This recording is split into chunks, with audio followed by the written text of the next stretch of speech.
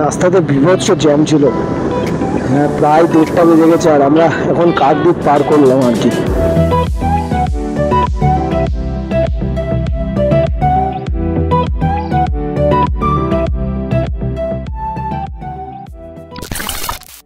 পুরো gear up আমরা হয়ে গেছি, ছেলেপিলে সব বেরিয়ে গেছে। তো বকখালি থেকে বনগাঁ যাওয়ার আরেকটা ভিডিওতে সকলকে স্বাগত। আজকের ডেস্টিনেশন কিন্তু আমাদের হোম টাউন বনগাঁ। সবাই মোটামুটি গিয়ার আপ হয়ে বেরিয়ে গেছে, আমি আর রাজকুমার বাকি রয়েছে একমাত্র। তো চলো গাড়িতে উঠি, তারপর কথা বলছি।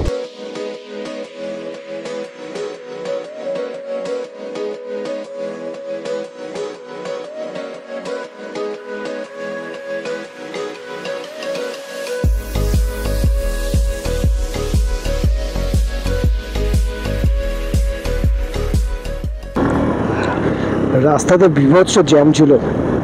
হ্যাঁ, প্রায় 1:30টা বেজে গেছে আর আমরা এখন কাকদ্বীপ পার করলাম আর কি। আমরা তো এখনো পর্যন্ত ডায়মন্ড হারবার রাস্তা দিয়েই যাচ্ছি, কিন্তু কোন রাস্তা দিয়ে এক্সাক্ট যাওয়া হবে সেটাই এখন দেখার। কারণ ডায়মন্ড হারবারের যে রাস্তা দিয়ে যাওয়ার কথা ছিল সেই রাস্তায় বেশ ভিড় দেখাচ্ছে গুগল ম্যাপে। এখন দেখি, আজকে আমাদের লিড করছে অরিত্র। এখন দেখা যাক অরিত্র কোন দিক দিয়ে যাই, আমরা ওর পেছন পেছনই আছি আর কি।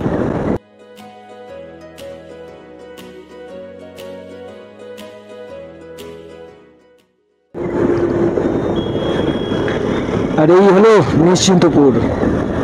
জানি না এখানকার সমস্ত মানুষ নিশ্চিন্ত কিনা, তবে এখানকার মানুষের ব্যবহার সত্যিই খুব ভালো। আসার দিন যখন এখানটায় রাত্রির প্রায় তখন বাজে 4টে, মানে ভোর 4টে আর কি, তখন দাঁড়িয়েছিলাম এক কাপ চা খাওয়ার জন্য।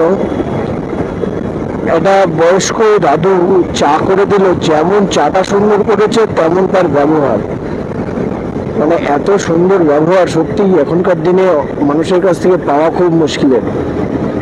তো ওই জন্যই বললাম, এতটা নিশ্চিন্ত না হলে মনে হয় না এতটা ভালো ব্যবহার হয় বা মানুষ এত নিশ্চিন্ত হয় যে এটার নাম নিশ্চিন্তপুর। প্রাকৃতিক পরিবেশ, দুদিক দিয়ে গাছ আর খাল, জাস্ট অসাধারণ।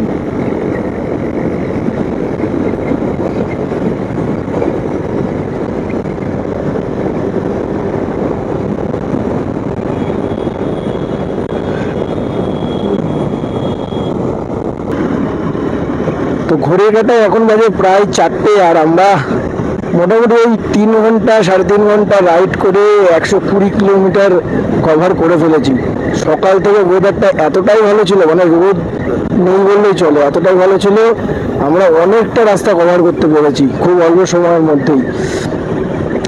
এই মুহূর্তে যাদবপুরে ঢুকে গেছি আমরা, ইএম বাইপাস ধরে দেন বারাসাত ধরে আমরা যাব।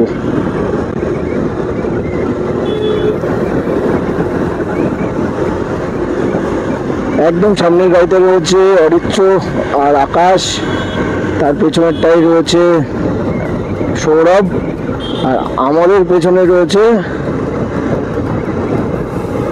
রাজকুমার, আর হচ্ছে কে রয়েছে সায়ন, আর আমি আর সৌমিকদা একসাথে যাচ্ছি আর কি।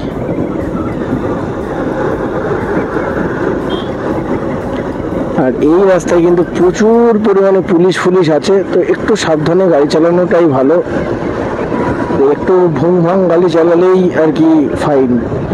বকখালিতে যে টাকাটা বাঁচিয়েছে সেই টাকাটা এখানে ফাইন দিয়ে চলে যাবে।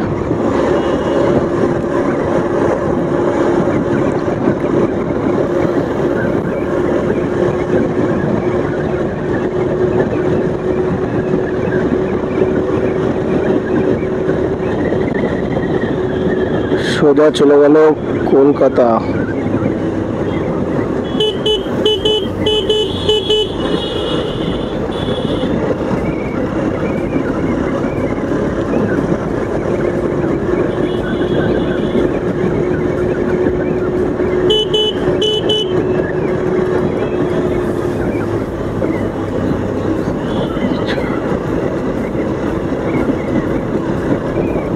এই যে পুলিশ দেখো হেলমেট ছাড়া যাচ্ছে।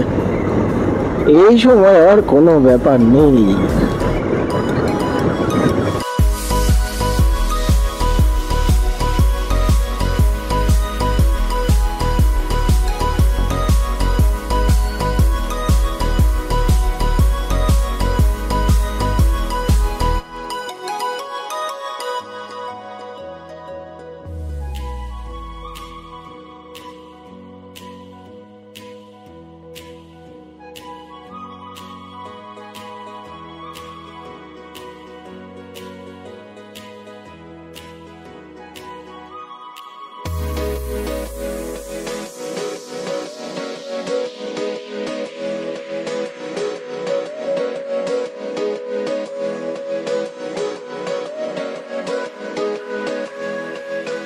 আমাদের ডান দিকে চলে গেল কৃষ্ণনগর, এই হচ্ছে কল্যাণী পাবলিক স্কুল, আর এইদিকে চলে গেল আমরা।